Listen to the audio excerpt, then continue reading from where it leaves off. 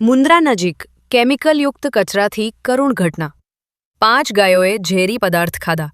2ના મોત. 3 સારવાર હેઠળ.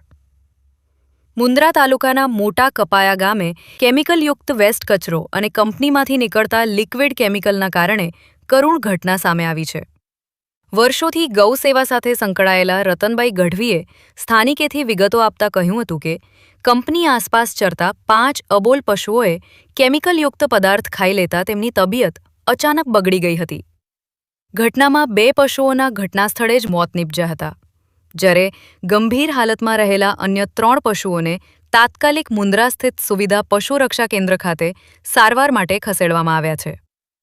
પશુ ચિકિત્સકો દ્વારા તેમની સારવાર શરૂ કરવામાં આવી હોવાનું જાણવા મળ્યું છે.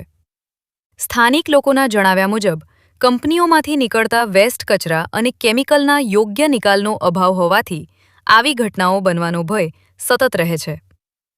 આ ઘટનાને લઈને ગ્રામજનોમાં ભારે રોષ જોવા મળી રહ્યો છે. જવાબદાર કંપની સામે કડક કાર્યવાહી કરવામાં આવે તેમજ ઔદ્યોગિક કચરાના વૈજ્ઞાનિક અને સુરક્ષિત નિકાલની વ્યવસ્થા કરવામાં આવે તેવી માંગ ઉઠી છે.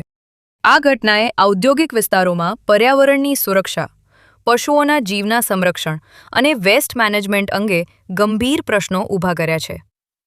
સંબંધિત વિભાગ દ્વારા સમગ્ર મામલે તપાસ હાથ ધરી જવાબદારો સામે યોગ્ય કાર્યવાહી કરવામાં આવશે કે કેમ તેના પર સૌની નજર છે.